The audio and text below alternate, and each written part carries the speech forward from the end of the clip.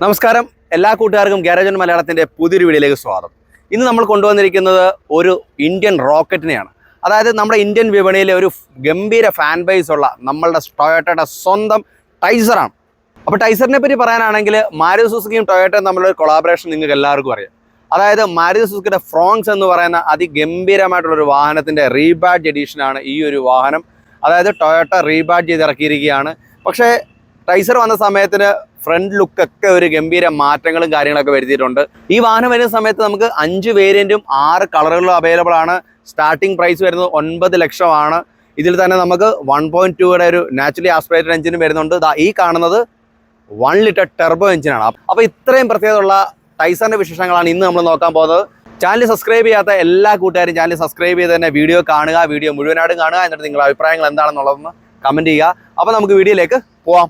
അപ്പോൾ ഗൈസ്, നമുക്ക് ആദ്യം തന്നെ നമ്മുടെ ടൈസറിൻ്റെ മുൻഭാഗം തന്നെ തുടങ്ങാം. അതായത് ഫ്രോങ്സുമായിട്ട് ഏറെ വ്യത്യസ്തപ്പെടുത്തിയാണ് നമ്മുടെ ടൊയോട്ട ടൈസർ വന്നിരിക്കുന്നത്.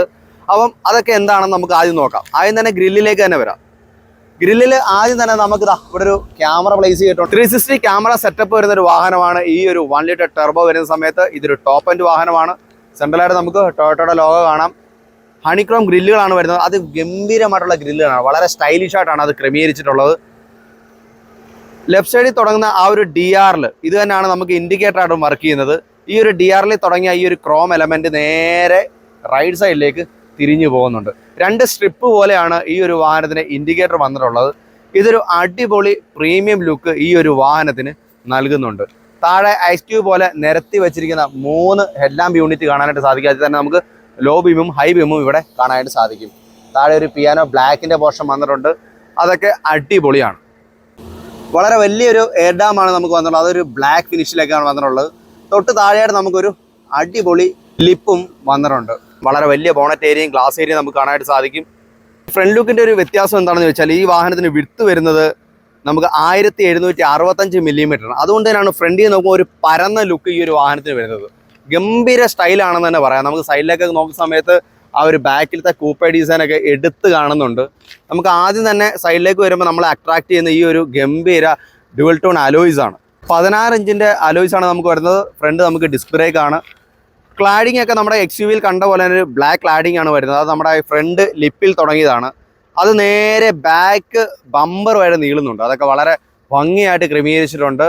നമുക്കിതാ ടെർബോ വേരിയൻറ്റിലെല്ലാം തന്നെ ഫെൻഡറിൽ ടെർബോ എന്ന് ബാഡ് ചെയ്തിരിക്കുന്നത് കാണാം. അതൊക്കെ അടിപൊളിയാണ്. വാഹനത്തിൻ്റെ ലെങ്ത് വരുന്ന സമയത്ത് 3995 മില്ലിമീറ്ററാണ്. അത് സബ് 4 മീറ്ററിനകത്ത് വരുന്ന ഒരു കോമ്പാക്ട് XUVയിലാണ് ഈ ഒരു വാഹനത്തിൻ്റെ കാറ്റഗറി വരുന്നത്. വാഹനത്തിൻ്റെ ഹൈറ്റ് വരുന്ന സമയത്ത് 1555 മില്ലിമീറ്ററാണ്. അപ്പോൾ അത്യാവശ്യം തരക്കേടില്ലാത്ത നീളവും വീതിയും ഈ ഒരു വാഹനത്തിനുണ്ട് നമുക്ക് പറയാനായിട്ട് സാധിക്കും. പിന്നീട് നമുക്ക് ഇൻ്റഗ്രേറ്റ് ചെയ്ത ആ ഒരു ഇൻഡിക്കേറ്റർ യൂണിറ്റ് മിററിൽ തന്നെ കാണാനായിട്ട് സാധിക്കും. താഴെ നമുക്കൊരു ക്യാമറ സെറ്റപ്പും വന്നിട്ടുണ്ട്. ഇത് നമുക്ക് ഇലക്ട്രിക്കലി ഫോൾഡ് ചെയ്യാവുന്ന, ഇലക്ട്രിക്കലി അഡ്ജസ്റ്റ് ചെയ്യാവുന്ന ഒരു സൈഡ് വ്യൂ മിററാണ്. പിന്നീട് നമുക്ക് ഫ്രണ്ട് ഗ്ലാസ് ഏരിയയിൽ, അതായത് A പില്ലറിൽ തുടങ്ങി നേരെ C പില്ലർ വരെ നീളുന്ന ഒരു ക്രോം ഫിനിഷ് വരുന്നുണ്ട്. അതൊക്കെ അടിപൊളിയാണ്. ഇതാണ് വാഹനത്തിൻ്റെ ഒരു സൈഡ് ലുക്ക്.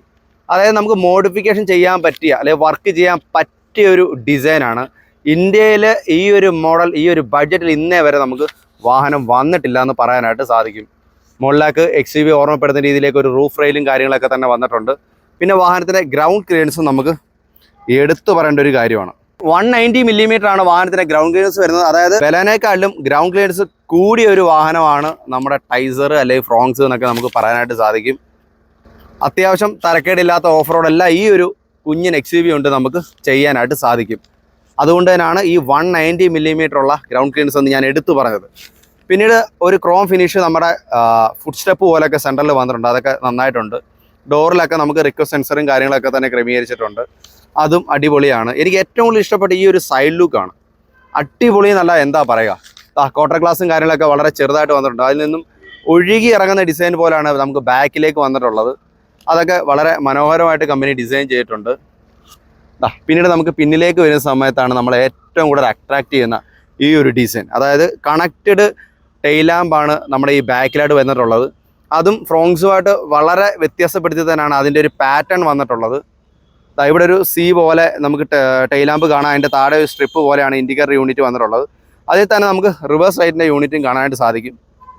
ഇവിടെ ഒരു 7 പോലൊക്കെ നമുക്ക് ടെയിൽ ഗേറ്റിലേക്ക് കയറി വന്ന ഭാഗമാണ് വന്നിട്ടുള്ളത്. അതേപോലെ ആ കണക്റ്റഡ് ലാമ്പ് ഇങ്ങനെ എപ്പോഴും കത്തി കിടക്കുന്നുണ്ട്, അതൊക്കെ ഗംഭീരമാണ്. താഴെ നമുക്കൊരു ക്യാമറ സെറ്റപ്പ് വന്നിട്ടുണ്ട്. അതുപോലെ തന്നെ ബാക്കിലേക്ക് നമുക്കൊരു ഷാർപ്പിൻ ആൻറ്റിന വരുന്നുണ്ട്.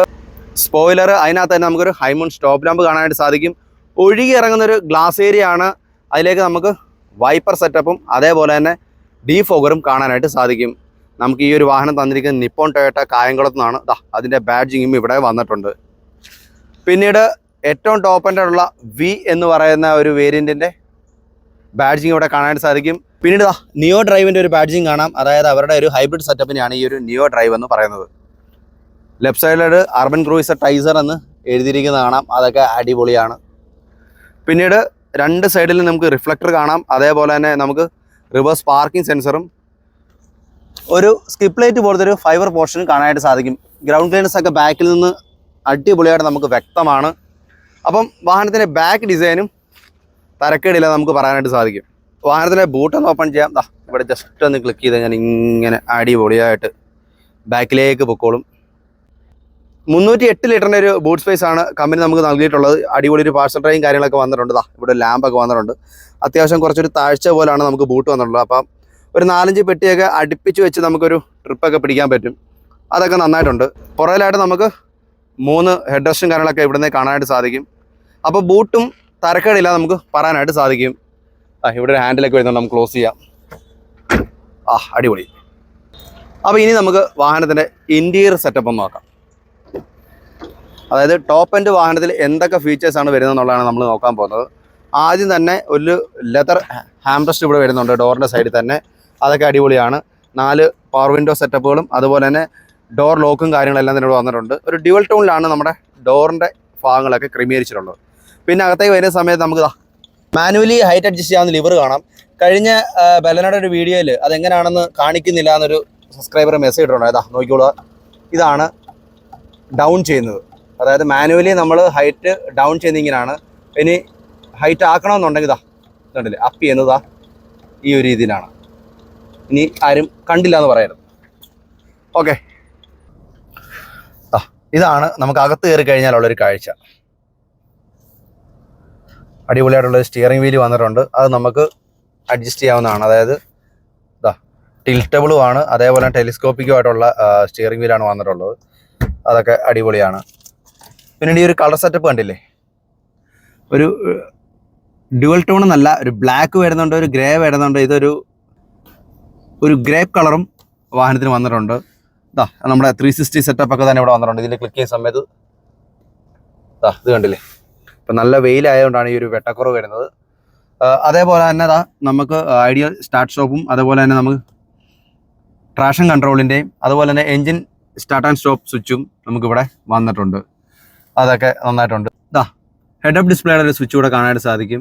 അത് ജസ്റ്റ് നമ്മളിങ്ങനെ ഒന്ന് പ്രസ് ചെയ്ത് വെച്ച് കഴിഞ്ഞാൽ നേരെ ഹെഡ് അപ്പ് ഡിസ്പ്ലേ ഇങ്ങനെ പൊങ്ങി വരും.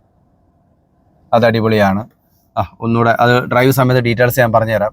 ഒന്നുകൂടെ അതിലൊന്ന് പുഷ് ചെയ്ത് വെച്ച് കഴിഞ്ഞാൽ ഇതേപോലെ അതിങ്ങനെ ഡൗൺ ആവും. അതൊക്കെ ഗംഭീര സെറ്റപ്പാണ്. പിന്നീട് വരുന്ന സമയത്ത് നമുക്ക് അടിപൊളി ഒരു മീറ്റർ കൺസോൾ വന്നിട്ടുണ്ട്. അതിൽ നമുക്ക് 2 സൈഡ് അനലോഗും സെൻട്രലിൽ നമുക്ക് ഡിജിറ്റലായിട്ടുള്ള മീറ്റർ സെറ്റപ്പാണ് വന്നിട്ടുള്ളത്. അതിൽ അത്യാവശ്യം തരക്കേടില്ലാത്ത സെറ്റപ്പുകളെല്ലാം തന്നെ വന്നിട്ടുണ്ട്. അതൊക്കെ ഭംഗിയായിട്ടുണ്ട്. അതുപോലെ തന്നെ നമുക്ക് പാരഷിഫ്റ്റിൻ്റെ കാര്യങ്ങളെല്ലാം ഇവിടെ കാണാനായിട്ട് സാധിക്കും. റൈറ്റ് സൈഡിലായിട്ട് നമുക്ക് ക്രൂയിസ് കൺട്രോളും കാര്യങ്ങളൊക്കെ തന്നെ സ്വിച്ച് കാണാനായിട്ട് സാധിക്കും. ലെഫ്റ്റ് സൈഡിലായിട്ട് നമുക്ക് സിസ്റ്റം കൺട്രോളും കാര്യങ്ങളൊക്കെ വന്നിട്ടുണ്ട്. അതൊക്കെ നന്നായിട്ടുണ്ട്. സെൻട്രലായിട്ട് അടിപൊളി 9 ഇഞ്ചിൻ്റെ ഇൻഫോടൈം സിസ്റ്റം വരുന്നുണ്ട്. അത് നല്ല ഗംഭീരമായിട്ടൊരു പിയാനോ ബ്ലാക്കിലൊക്കെയാണ് ക്രമീകരിച്ചിട്ടുള്ളത്. വളരെ വലുതാണ്. അതേപോലെ ഡിസ്റ്റൻസ് ഓഫ് MT കാണിക്കും. ബ്ലൂടൂത്ത് കണക്ടിവിറ്റി ഉണ്ട്, ആൻഡ്രോയിഡ് ഓട്ടോ ഉണ്ട്, ആപ്പിൾ കാർപ്ലേ പോലുള്ള ഗംഭീരമായ സെറ്റപ്പുകളെല്ലാം തന്നെ വരുന്ന ഒരു അടിപൊളി സിസ്റ്റമാണ് വന്നിട്ടുള്ളത്. പിന്നെ സെൻട്രലായിട്ട് 2 മനോഹരമായ AC വെന്റുകളും ഹസാർഡിൻ്റെ സ്വിച്ചും ഇവിടെ ക്രമീകരിച്ചിട്ടുണ്ട്. ഈ ഒരു പോർഷൻ ഫുള്ളൊരു പിയാനോ ബ്ലാക്കിലാണ് വന്നിട്ടുള്ളത്. താഴെ അതിമനോഹരമായിട്ടാണ് നമ്മളൊരു ഓട്ടോ AC ക്രമീകരിച്ചിട്ടുള്ളത്. അതൊക്കെ വളരെ ഭംഗിയാക്കിയിട്ടുണ്ട്. അതായത് ടൊയോട്ടയുടെ ലോഗോ വന്നപ്പോഴത്തേന് തന്നെ ഇന്ത്യയിനകത്ത് മൊത്തത്തിലൊരു വ്യത്യാസം വന്നു നമുക്കൊരു ഫീല് കിട്ടും. അത് ആ ടൊയോട്ട എന്ന് പറഞ്ഞൊരു ബ്രാൻഡിൻ്റെ ഒരു വാല്യൂ ആണ്. അപ്പം തരക്കേടില്ലാത്ത സെറ്റപ്പിൽ തന്നെയാണ് ഇതെല്ലാം ക്രമീകരിച്ചിട്ടുള്ളത്. നമുക്ക് വയർലെസ് ചാർജ് വരുന്നുണ്ട്. അതിൻ്റെ ഒരു സെറ്റപ്പ് കൂടെ കാണാൻ സാധിക്കും. 12 വോൾട്ടിൻ്റെ ചാർജ് വരുന്നുണ്ട്. USB പോർട്ട് നമുക്ക് റൈറ്റ് സൈഡിൽ വരുന്നുണ്ട്. 2 കപ്പ് ഹോൾഡേഴ്സ് വരുന്നുണ്ട്. ഇതാണ് വാഹനത്തിൻ്റെ ഒരു ചാവി വരുന്നത്. അത് നമുക്ക് ഫ്രോങ്സിലും ഇതിലും തന്നെ സെയിം ചാവിയാണ്, ഈ ഒരു ലോഗോയുടെ വ്യത്യാസം മാത്രമേ ഉള്ളൂ. അതൊക്കെ നന്നായിട്ടുണ്ട്. നമുക്ക് 80 ആണ് ഈ ഒരു വാഹനത്തിൽ വരുന്നത്.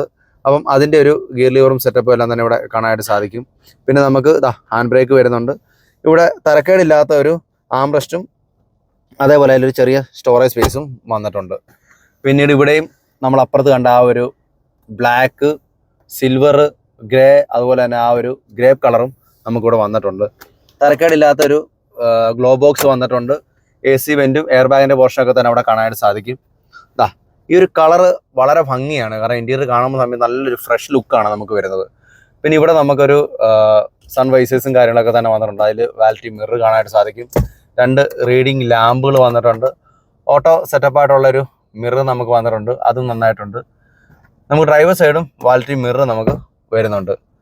അപ്പം വളരെ ഭംഗിയുള്ള ഗംഭീരമായിട്ടുള്ള ഹെഡ് റെസ്റ്റ് ഒക്കെ ഉള്ള സീറ്റുകളാണ് വരുന്നത്. നല്ല വിങ്സുകളൊക്കെ ഉള്ളത് കണ്ടില്ലേ, നമ്മളെ പൊതിഞ്ഞ് പിടിക്കുന്നവരുള്ള സീറ്റുകളാണ് നമുക്ക് വന്നിട്ടുള്ളത്.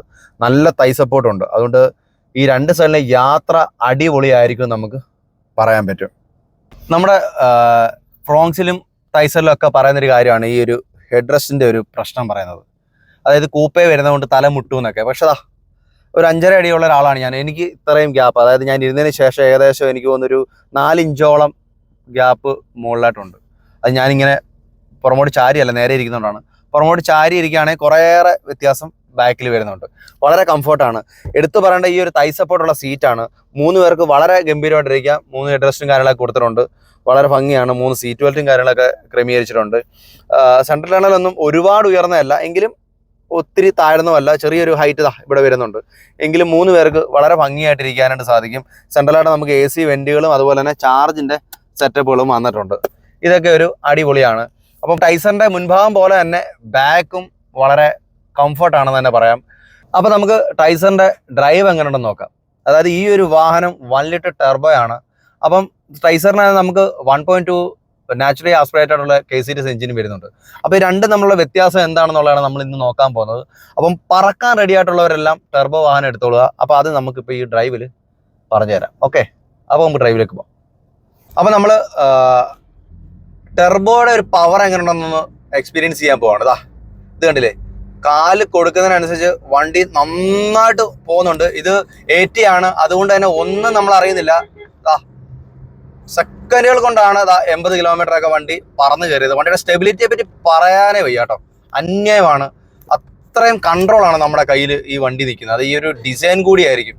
പിന്നെ ഈ ഒരു 80 ആയതുകൊണ്ട് തന്നെ നമുക്ക് ഇത്രയും പറന്ന് നമ്മൾ വന്നിട്ടും കാല് കൊടുക്കുന്നതനുസരിച്ച് വരുന്നുണ്ട്. പക്ഷെ അതിൻ്റെ ലാഗോ കാര്യങ്ങളോ ഒന്നും തന്നെ ഇല്ല. അതൊരു ഗംഭീരമായിട്ട് നമ്മൾ എടുത്തു പറയേണ്ട ഒന്നാണ്. ഈ പവറിനെ പറ്റി പറയുമ്പം വാഹനത്തിൻ്റെ എഞ്ചിനെ പറ്റി എടുത്തു പറയേണ്ട ഒരു കാര്യമാണ്. അതായത് നമുക്കിതിന് വരുന്ന സമയത്ത് 1 ലിറ്റർ K series ടെർബോ എഞ്ചിനാണ്. 100 PS പവറും അതേപോലെ 147.6 Nm ടോർക്കുമാണ് ഈ ഒരു വാഹനത്തിൻ്റെ എഞ്ചിൻ പ്രൊഡ്യൂസ് ചെയ്യുന്നത്. അതുകൊണ്ട് തന്നെയാണ് ഈ ഒരു പടക്കുതിരയെ പോലെ ഇവൻ നിൽക്കുന്നത്. അപ്പോൾ തന്നെ നിങ്ങൾക്ക് ഈ പറഞ്ഞ നോർമൽ ഡ്രൈവും നോർമൽ മൈലേജും ആണ് വേണ്ടെങ്കിൽ നമുക്ക് ഇതിൻ്റെ താഴത്തെ വേരിയൻറ്റുകൾ എടുക്കാം. പക്ഷേ നിങ്ങൾക്ക് പറക്കണമെന്നുണ്ടെങ്കിൽ ടൈസറിൻ്റെ ടെർബോ തന്നെ എടുക്കണം. അതും 80. അന്യായമാണ്. ഒരു ലാഗോ കാര്യങ്ങളോ ഒന്നുമില്ല. നിങ്ങളുടെ മനസ്സെത്തുന്നിടത്ത് വണ്ടി എത്തും. അത്രയും കൺട്രോളാണ് ഈ ഒരു വാഹനം നമുക്ക് നൽകുന്നത്.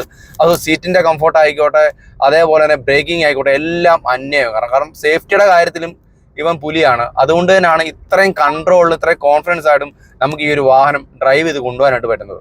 അപ്പോൾ നമുക്ക് മൊത്തത്തിൽ 5 വേരിയൻറ്റിലാണ് നമുക്ക് ടൈസർ വരുന്നത്.